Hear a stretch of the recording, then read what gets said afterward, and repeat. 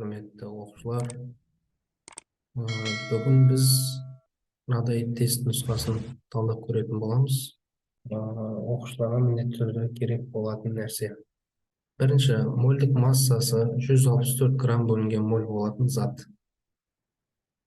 Бірінші, кальций нитратының молекулалық массасын есептейміз. Кальций бізде 40-қа тең, азот 14-ке тең, оттек 16-ға тең.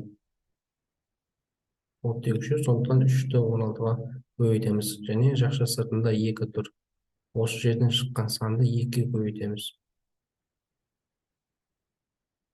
40 қосылған мына жерде 14 әлі де тұра береді. 16-ны 3-ге көбейтетін болсақ, бізде 48. Жақша сыртында көбейтілген 2. Енді 40-қа біз 14 қосылған 48-дің көбейтіндісін қосамыз. 14-ке 48-ді қосатын болсақ, бізде 62 көбейтілген 2 болады. Сонда 40 қосу 124 тең болады 164 грамм бөлінген моль. Демек, біздің жауабымыз А нұсқасы болады. S элементін тап дейді. Бізде S элементтер бірінші және екінші топта орналасқан. Оған кальций жатады, яғни кальций бізде екінші А тобында орналасқан элемент. Ауа бойынша салыстырмалы тығыздығы 1,150-ге тең газдың молекулалық массасы дейді. Ауаның молекулалық массасы бізде тұрақты шама. Ол 29 грамм бөлінген мольге тең. Осы 29-ды 1,152-ге көбейтеміз. Сонда шамамен 44 грамм бөлінген моль шығады. 44,82 ма сондай шығады. Ол жерде біз 44-ті ғана аламыз. Келесі. SO2 қосылған хлор 2 тең болады S қосылған хлор 2 O2 реакциясындағы барлық коэффициенттер қосындысын тап дейді. Бірінші біз мына реакцияға қараймыз. Реакцияға дейін күкірт біреу, реакциядан кейін біреу. Оттек 2, оттек 2, хлор 2 және хлор 2. Яғни реакцияға дейін де, реакциядан кейін де әрбір элемент өзара тең болып тұр. Ал коэффициент дегеніміз осы заттардың алдына қойылатын сан.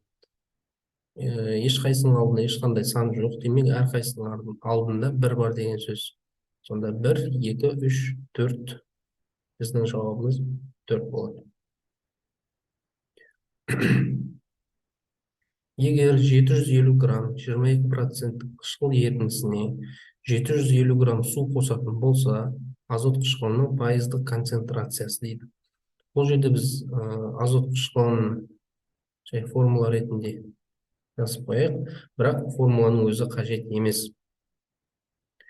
Өйткені 750 граммды 100% деп аламыз, оның 22%-ын табамыз.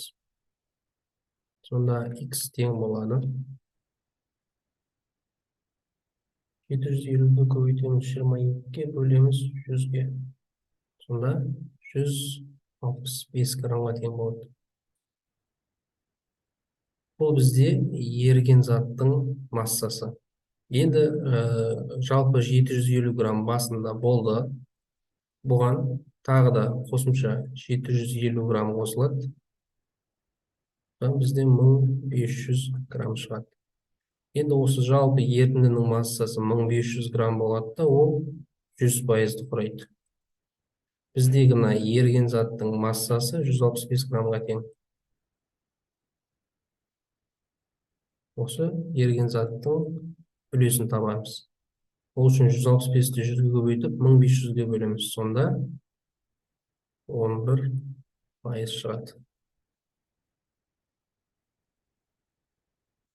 Массасы 48 грамм кальций гидроксидін алу үшін қанша грамм кальций оксиді керек? Яғни кальций оксидіне қосамыз суды. Сонда кальций гидроксиді түзіледі. Кальций оксидінің массасын табуымыз керек, x грамм, ал кальций гидроксидінің массасы 48 граммға тең. Кальций бізде 40-ға тең, оттек 16-ға тең. Екеуінің қосындысы бізде 56 грамм бөлінген мольді береді. Ал мұнда оттек 16, сутек 1. Екеуін қосамыз 17 болады, оны сыртындағы 2 көбейтеміз 34 болады. Оған кальцийдің 40-ын қосамыз. 40-қа 34 бізде 74 грамм бөлінген моль. Осыдан пропорция құрастырамыз. X грамм 48 грамм, 56 грамм бөлінген моль. Бізде 74 грамм бөлінген мольдің тұсына жазылады. Осыдан X табатын болсақ, 56-ны көбейтеміз 48-ге, бөлеміз 74-ге. 56 көбейтеміз 48, бөлеміз 74. Шамамен 36,3 деген массаны ала береміз. Келесі, негіздердің жалпы формуласы. Бұл жерде біз негіздердің құрамында гидроксил тобы бар болатынын білеміз, иә? Бірақ бұл жерде 3 вариантта OH берілген. Ал негіздер дегеніміз гидроксил тобы мен металл катионның қосындысынан тұрады. Яғни металдардың бізде 1 валентті түрде болады, 2 валентті түрде болады, және 3 валентті түрде болады. Сондықтан біз С вариантын емес, Д вариантын аламыз. Мысалы, калий OH болса, 2 валенттіге кальций OH 2, 3 валенттіге алюминий OH 3. Яғни мына N-нің орнында 1, 2, 3 жазыла береді. Келесі, массасы 224 грамм темір сұйылтылған көк қышқылының артық мөлшерімен әрекеттескенде алынған тұздың зат мөлшері. Темірге көк қышқылын қосамыз. Сонда темір сульфаты және сутек газы бөлінеді. Біздегі темірдің массасы 224 граммға тең. Осында алынған тұздың бірінші массасын тауып аламыз. Реакция теңестірілген. Тек темір сутектің орнын басып алады, сутекті ығыстырып шығарып жібереді. Темірдің атомдық массасы бізде 56 грамм бөлінген моль. SO4-тің өзі бізде 96, 96-ға 56-ны қосамыз. Сонда бізде 152 грамм бөлінген моль болады. Осы жерден пропорция құрастырамыз. 224 граммда X грамм дейміз. Ал 56 грамм бөлінген мольге 152 грамм бөлінген моль жазамыз. Осы жерден X табатын болсақ, 224-ті көбейтеміз 152-ге, бөлеміз 56-ға. 608 грамм шығады екен. Енді зат мөлшерінің формуласы ню тең масса бөлінген молекулалық масса. Сонда 608-ді біз 152-ге бөлеміз. Сонда бізде 4 шығады екен, яғни 4 моль. Келесі, 2,124 литр аммиак күкірт қышқылымен әрекеттескенде түзілген тұздың массасы. Аммиактың формуласы бізде NH3, күкірт қышқылымен әрекеттеседі. Бұдан аммоний сульфаты түзіледі. NH4, 2, SO4. Енді бұл жерде NH3-тің алдына 2-ні қоямыз. Енді қараймыз. Азот 2, азот 2. Жақшаның сыртындағы азотқа да сутекке де қатысты. Мына жерде сутек 2-ге 3-ті көбейтеміз 6 болып, мына жақтағы 2-ні қосамыз, сонда 8 болады. Мына жақта 4-ті 2-ге көбейтеміз, сонда сутек саны 8 болып өзара теңеседі. SO4 мында бар, мына жерде SO4. Осылай біздің реакциямыз теңеседі. Аммиактың көлемі 2,24 литрді құрайды. Соңында түзілген тұздың массасын табуымыз керек. Мұнда литрмен берілгендіктен біз аммиактың астына литр бөлінген мольді жазамыз, яғни қалыпты жағдайдағы тұрақты шаманы қолданамыз. Ол 22,4-ге тең, оны алдындағы 2-ге көбейтеміз, сонда 44,8 литр бөлінген моль болады. Мына жақта жақшаның ішіндегі элементтердің атомдық массаларын қосамыз. Азот 14-ге тең, сутек 1-ге тең, бірақ сутектің 4 индекс бар, демек 4 болады.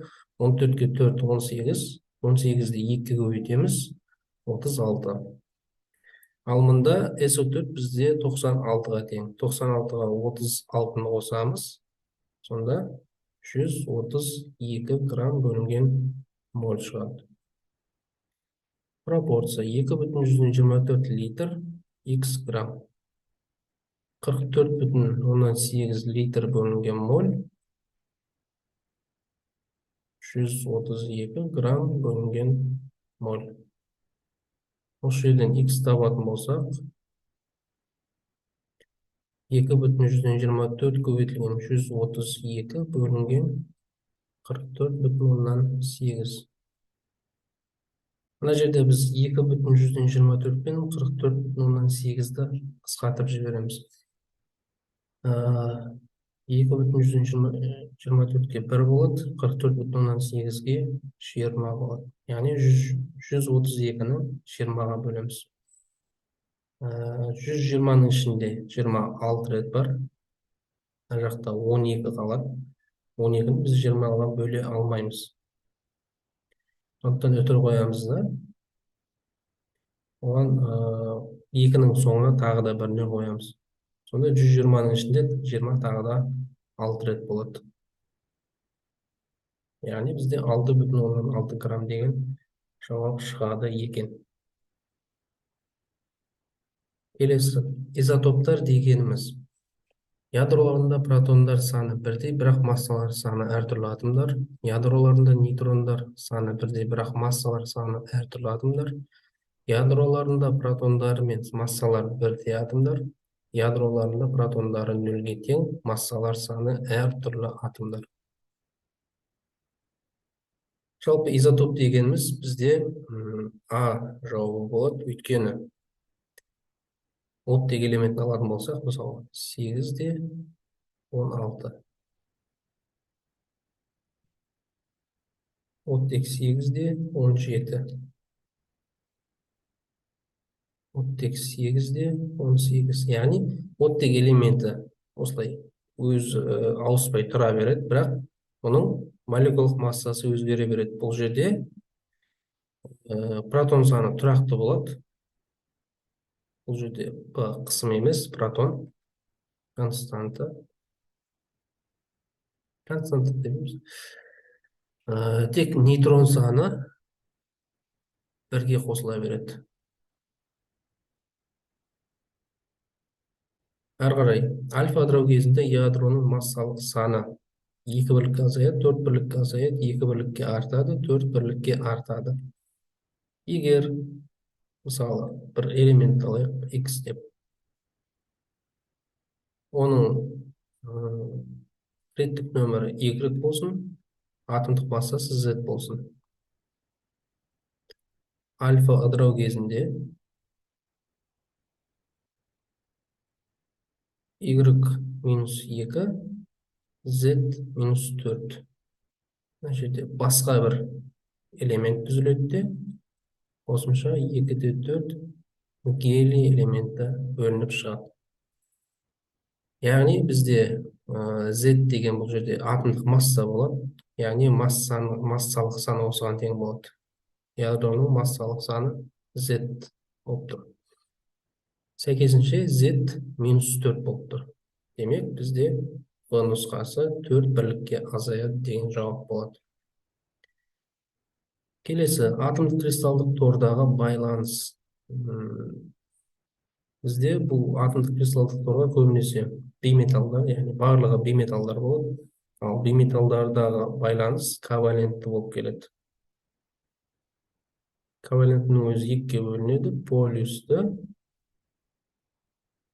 және полюссіз. Келесі, орта тұздың диссоциациялануы. Бірінші А нұсқасында бұл негіз, В нұсқасында негіз тұз, өйткені құрамында OH бар. Ал С нұсқасында қышқыл тұз, ал ешқандай сутекте гидроксил тобы да болмайтын, бұл натрий хлориді, бұл орта тұзға жатады.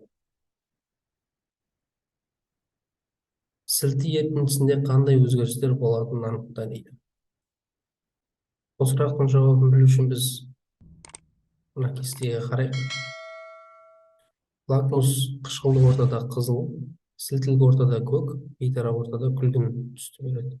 Ал фенолфталин қышқылдық ортада түссіз, сілтілік ортада таңқурай түсті және бейтарап ортада түссіз болады. Ал метил оранж қышқылдық ортада қызғылт, сілтілік ортада сары және бейтарап ортада қызыл-сары түсті береді. Сілті ерітіндісінде қандай өзгерістер болатынын дегенде, фенолфталин таңқурай түске боялады деген нұсқа бізде дұрыс болады. Төменде берілген реакцияның Гибс энергиясы. Азот эквивалентті оксидінің оттекпен тотығып, азот эквивалентті оксидіне айналу реакциясы берілген. Бұл жерде үшеуі де газ. Мынадай бос күйдегі заттар Гибс энергиясы кезінде нөлге тең болады. Гибс энергиясының өзгерісі тең болады өнімнің Гибс энергиясынан бастапқы заттардың энергиясын алғанға тең. NO2 бізде 51,84 килоджоуль, ал NO 86,69 килоджоульға тең болып тұр. Алдындағы сандарды біз осы берілген сандарға көбейтеміз. NO2 бізде өнім болып тұр, демек 2 көбейтілген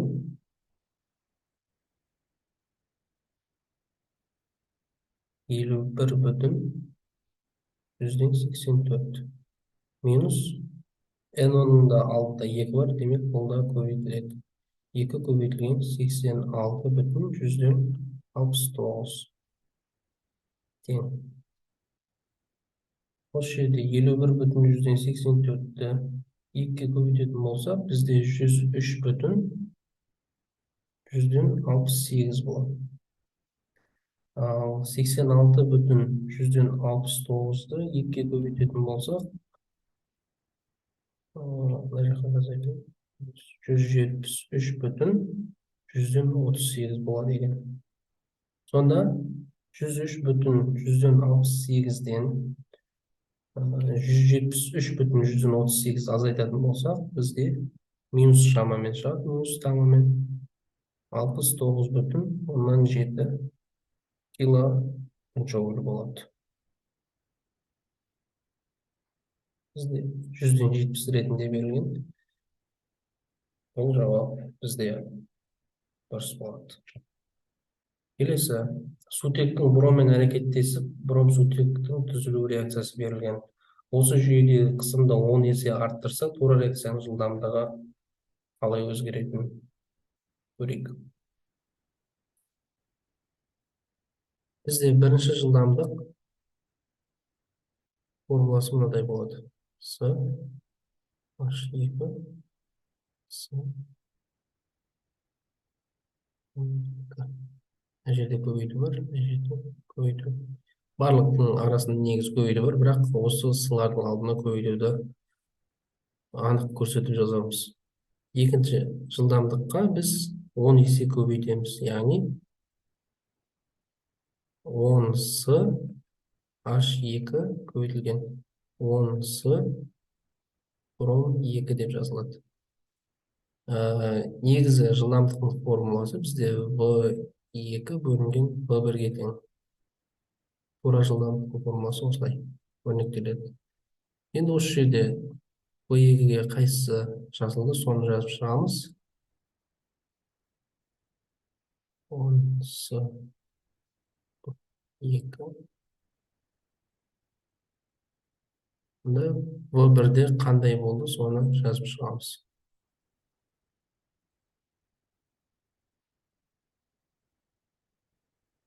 С бром 2, С H2, К әрқайсысы өзара қысқарып кетеді.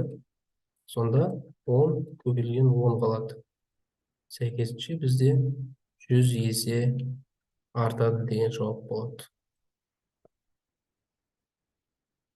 Үшіншілік спирттің құрылысы. Бізде спирттердің радикалдардың қосылуына байланысты 3 түрі бар. Мысалы, бір радикал қосылатын болса, бұл біріншілік.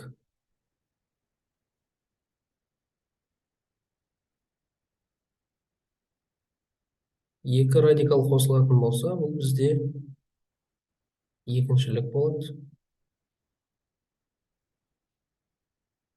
Ал егер 3 радикал қосылатын болса, үшіншілік болады.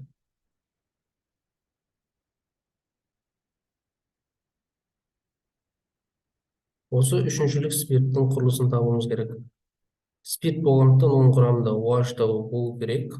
Мына көміртекке 1, 2, 3 радикал, 3 метил радикалы жалғанып тұр. Демек, біздің жауабымыз бұл нұсқасы болды. Оттекті тотықтыра алмайтын зат.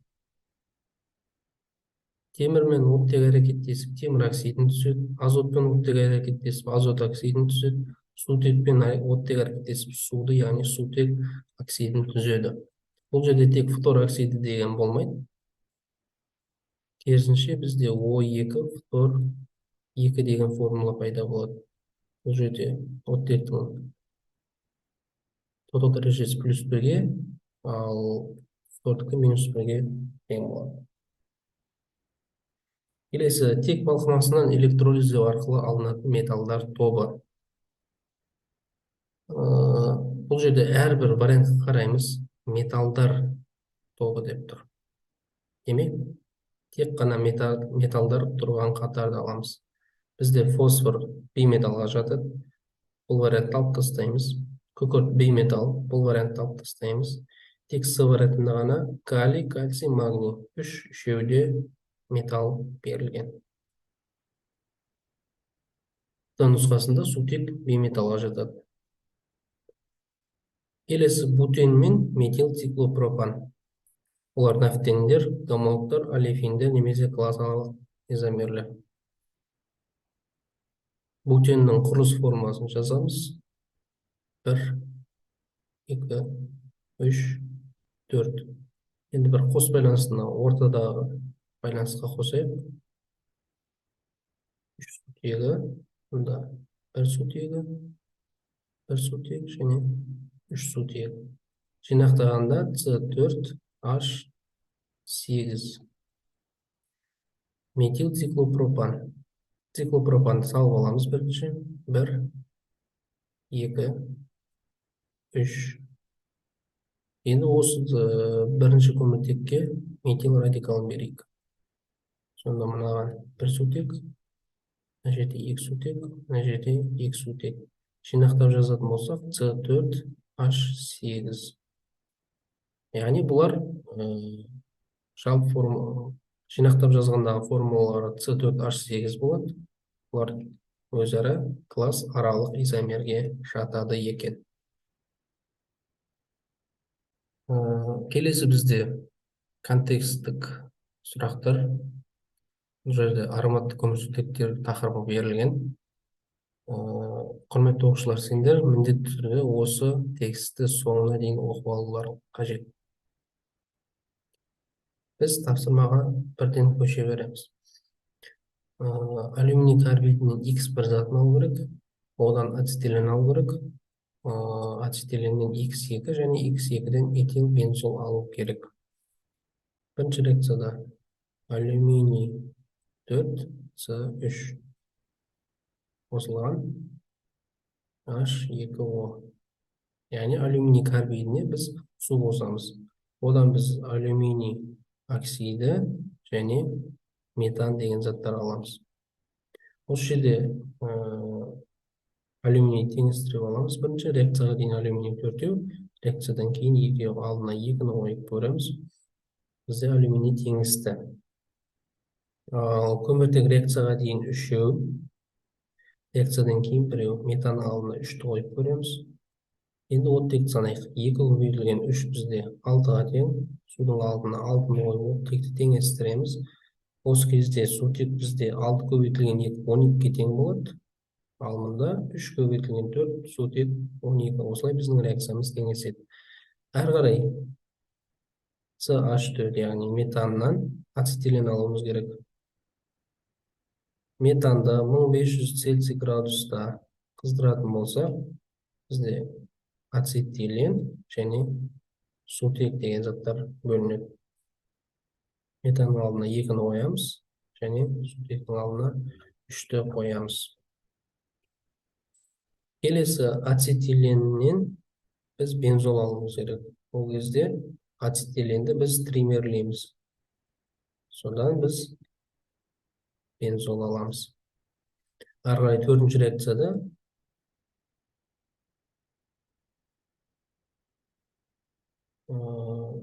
этил спиртін қосайық бензолға.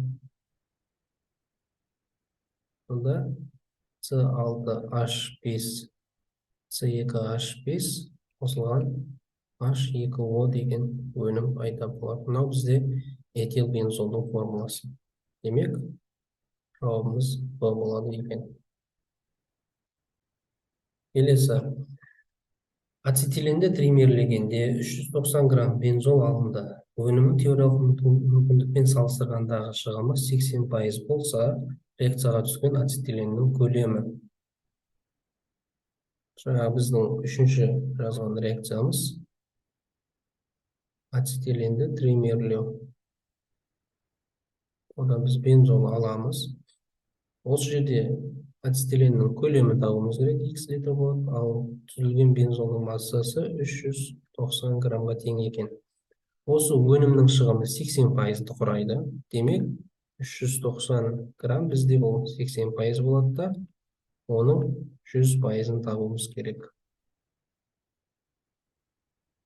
X тең болады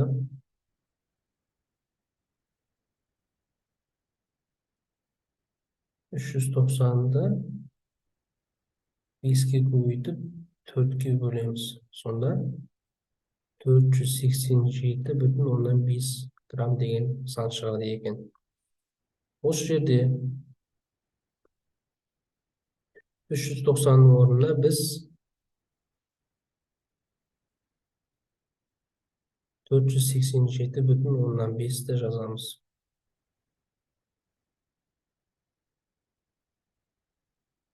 Ацетиленнің көлемі табуымыз керек. Демек, тұрақты шаманы көлемді қолданамыз. Ол 22,4-ге тең, оны 3-ке көбейтетін болсақ, 67,2 литр бөлінген моль болады. Ал бензолдың молекулалық массасы бізде 78 грамм бөлінген мольге тең. Осыдан X табатын болса, 67,2 көбейтілген 487,5 бөлінген 78. Есептеп көрейік. Сонда бізде 420 литр шығады екен. Келесі, Құрамында 25% қоспасы бар 500 грамм кальций карбидінен алынған ацетиленді тримерлегенде түзілген өнімді толық шаққанда бөлінген көмірқышқыл газын кальций гидроксиді ерітіндісі арқылы өткізді. Түзілген тұнбаның массасы. Бір ғана текст, бірақ бізде 1, 2, 3, 4 немесе 5 реакция болады екен. Кальций карбидінің формуласы кальций С2. Бірінші біз 25% қоспадан арылуымыз керек. Яғни 500 грамм, бізде 100%. Қоспа 25% болса, 100-ден 25 азайтамыз. Демек, таза 75% аламыз. Осыдан X табатын болсақ,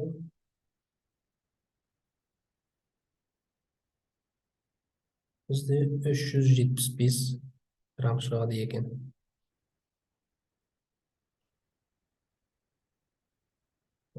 Кальций карбидінен ацетилен алу үшін біз оған су қосамыз. Бұл кезде кальций гидроксиді және ацетилен алынады. Судың алдына 2-ні қоямыз. Енді осы жерде кальций карбидінің массасы 375 грамм. Бізге қажетті ацетиленнің массасы X грамм. Кальций бізде 40-ға тең, көміртек 12-ге тең. Бірақ 12-ні 2-ге көбейтіп аламыз, 24 болады. 24-ке кальцийдің 40-ын қосамыз, сонда 64 грамм бөлінген моль болады. Ал мұнда 12-ні 2-ге көбейтеміз, 24, 24-ке 2-ні қосамыз, 26 грамм бөлінген моль болады. Осы жерден X біріншіні аламыз.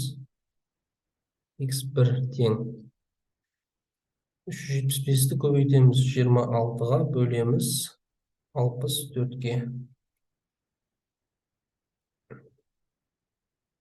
152,3 деген шаманы ала береміз. Келесі, осы ацетиленді біз тримерлейміз. Сол арқылы біз бензол аламыз. X екінші бізде өзгермейді, 152,3-ге тең болады. Өйткені мына жерде 26 шығады, 26-ны 3-ке көбейтеміз, 78 болады. Ал бензолдың молекулалық массасы 78-ге тең. Ацетиленде массасы бензолдың массасына тең болады. Ары қарай бензолды біз толық жағамыз. С6H6 қосылған O2. Жағу дегеніміз оттек қосу. Кез келген көмірсутекке оттек жаққан кезде көмірқышқыл газы және су түзіледі. Енді осы жерде бензолдың алдына 2-ні қоямыз. Көміртек 12 болады. Судың алдына 6-ны қоямыз. 12-ні 2-ге көбейтеміз, 24, 24-ке 6-ны қосамыз, 30, 30-ды 2-ге бөлетін болсақ, бізде 15. Осы жерде бізде бензолдың массасы 152,3 грамм. Көмірқышқыл газының массасын табуымыз керек. 78 бензолдың молекулалық массасы, оны 2-ге көбейтеміз. Сонда 156 грамм бөлінген моль болады. Ал көмірқышқыл газының өзінің молекулалық массасы бізде 44-ге тең. 44-ті көбейтеміз 12-ге. Бұл жерде 528 грамм бөлінген моль шығады. Бізде X3 тең болады. Бізде 528 көбейтілген 152,3 бөлінген 156. Шамамен 515,5 грамм деп ала береміз. Келесі соңғы реакция кальций гидроксиді қосылған көмір қышқыл газы. Бұдан бізде кальций карбонаты және су түзіледі. Осы жердегі көмір қышқыл газының массасы 515,5 граммға тең. Тұнба бізде кальций карбонаты. Осы кальций карбонатының массасын табуымыз керек. Көмір қышқыл газының молекулалық массасы 44 грамм бөлінген моль.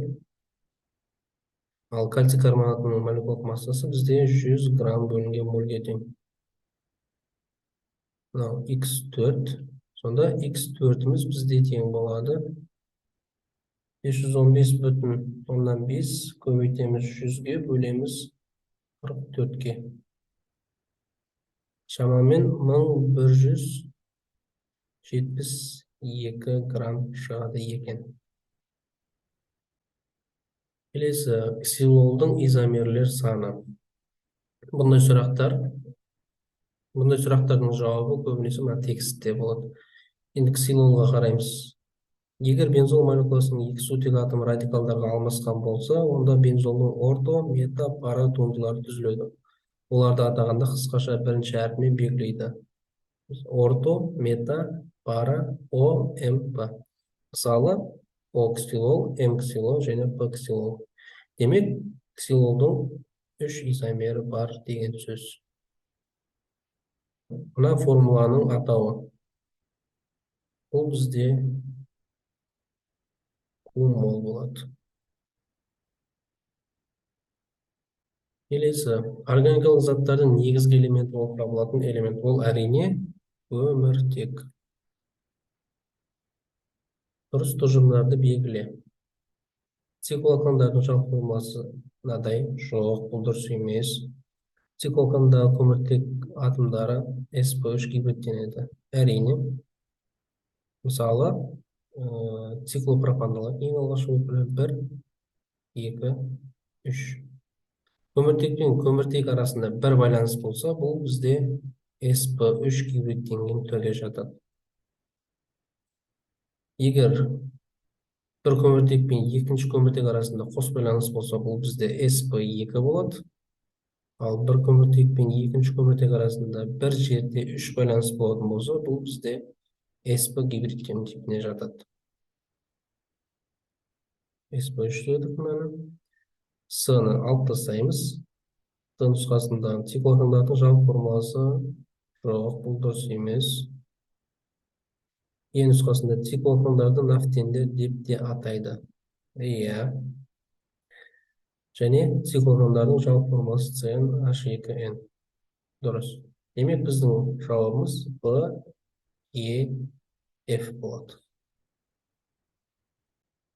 Келесі, криолит балқымасындағы 510 кг алюминий оксиді электрон ізденгенде катод пен анодтағы өнімнің шығымы 80% құрайды.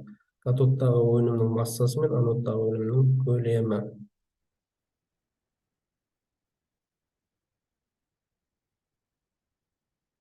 Криолит балқымасы ретінде осы алюминий оксидінің өзін аламыз. Ал алюминий оксиді электролизденгенде алюминий мен оттек түзіледі. Реакцияны теңестіретін болсақ, мынандай сандар коэффициенттер алдына қойылады. Енді осы жердегі алюминий оксидінің массасы 510 килограмм.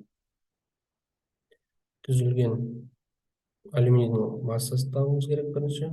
Екінші, оттектің көлемін табуымыз керек. X метр куб деп аламыз. Енді алюминий оксидінің молекулалық массасы бізде 48-ге 54. 102-ге тең. 102-ні 2-ге көбейтеміз. 204 грамм бөлінген моль болады. Ал мына жерде алюминийдің өзі 27-ге тең. 27-ні 4-ке көбейтетін болсақ, бізде 108 грамм бөлінген моль шығады. Ал оттекке міндетті түрде тұрақты шаманы, тұрақты көлемді қолданамыз. Ол 22,4-ке тең. Оны 3-ке көбейтетін болсақ, 67,2 литр бөлінген моль болады.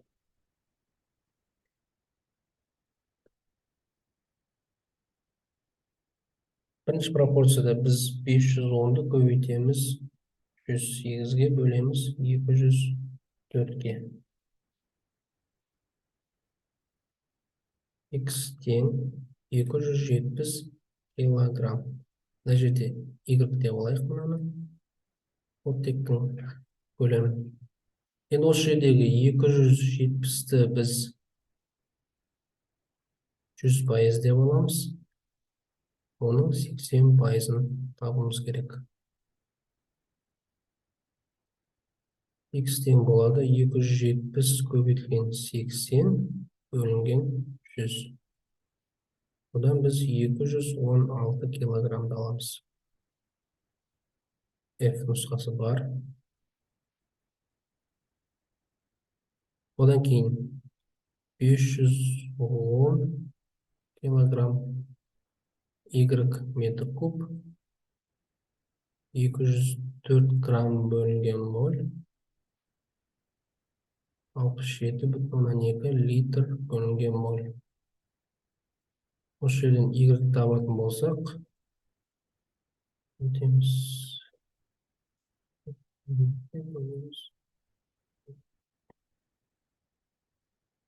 168 метр куб болады. Осы 168 метр кубты біз 100% деп аламыз.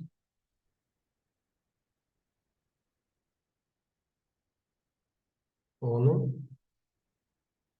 80%-ын табамыз. Сонда 134,4 метр куб деген жауап шығады екен.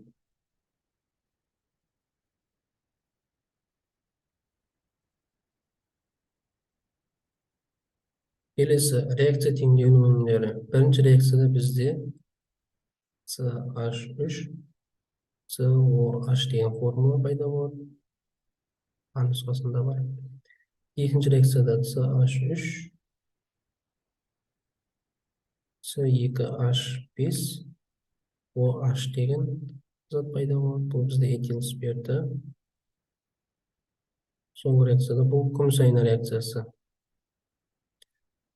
Мына оттек екінші оттектің қасына барып тұрады. Демек CH3 COOH плюс күміс тұнба. Алдында 2 бар.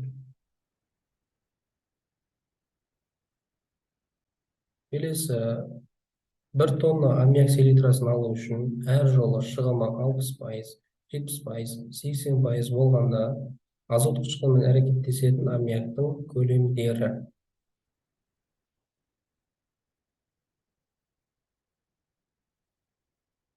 Аммиакқа азот қышқылын қосамыз. Сонда NH4 NO3 деген формула аламыз. Осы аммиак селитрасы деп аталады. Немесе аммоний нитраты.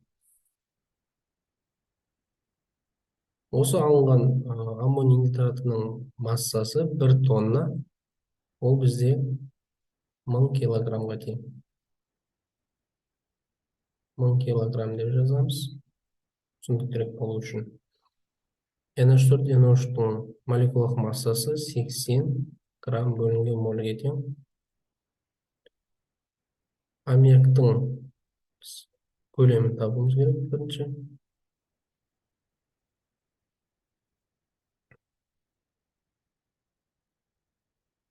Аммиактың астына біз 22,4 литр бөлінген моль жазамыз. Өйткені метр куб бізде көлемге жатады. Сәйкесінше тұрақты көлемді қолданамыз. X 1000 килограмм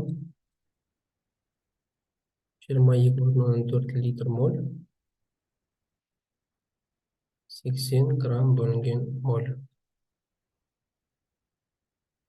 Осы жерде x табатын болсақ, 22,4-ті көбейтеміз 1000-ға, бөлеміз 80-ге.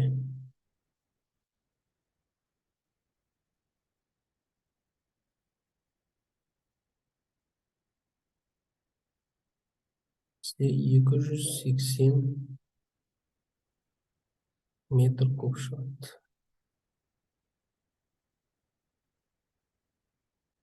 Бұл жерде метр куб емес, литр ретінде аламыз.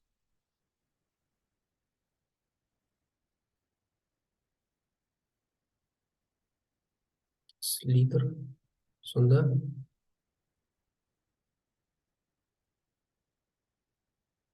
280 литр болады. Бұл бізде 0,128 метр кубты құрайды. Енді осыны бірінші 60%-ға тең деп аламыз. Одан кейін 70% және 80%-ға тең деп олардың әрқайсының 100%-ын табамыз. Бұны жалпы x деп алатын болсақ, x деп алдық. Енді x1, яғни 60% болған кезде x-ін аламыз.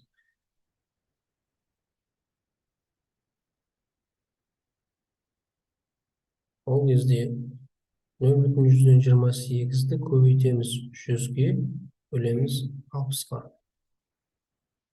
Өйткені 0,128-ді 60% деп алдық. x1-ді 100% деп аламыз.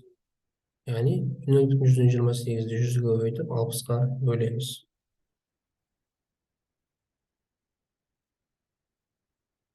Сонда 0,1000-дан 467 метр куб пайда болады. Енді 0,128-ді 70% дейміз. Оның 100%-ын табуымыз керек. Бұл бізде x2 болады. Онда x2 тең болады 0,128 көбейтілген 100 бөлінген 70. Бұл бізде 0,4-ті береді. Соңына 2 нөлді қосуымызға болады. Әрі қарай 0,128 80% болса, оның 100%-ын табуымыз керек. Бұл бізде x3 болады. x3 тең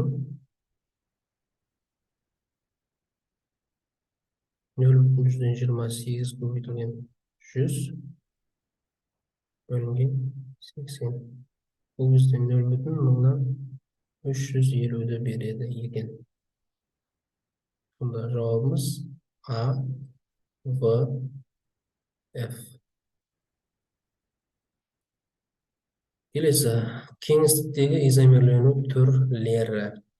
Кеңістікте бізде екі түрлі изомерлі түрі болады. Бұл геометриялық изомерлену және оптикалық изомерлену. Геометриялық изомерленудің екінші атауы бар. Цис-транс.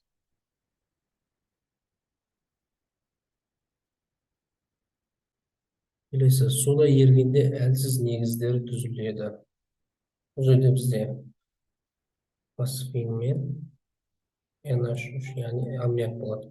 Осы екі зат қана суда ерігенде әлсіз негіздер түзеді екен.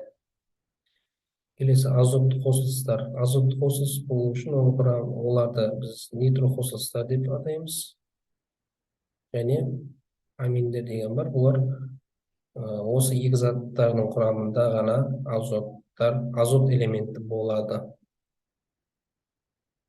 Келесі, алкандар ароматты емес, ашық тізбекті, тұйықталмаған, қаныққан, циклды емес, дара байланысты. Мысалы, бутандалы С4, H10. 1, 2, 3, 4. 4 көміртек бар. Бірінші көміртекке 3 сутек қосылады. Екінші және үшінші көміртекке 2 сутектен және соңғы төртінші көміртекке 3 сутек қосылады. тізбегіміз ашық. Бұл әрбір көміртектің 4 байланысы бар.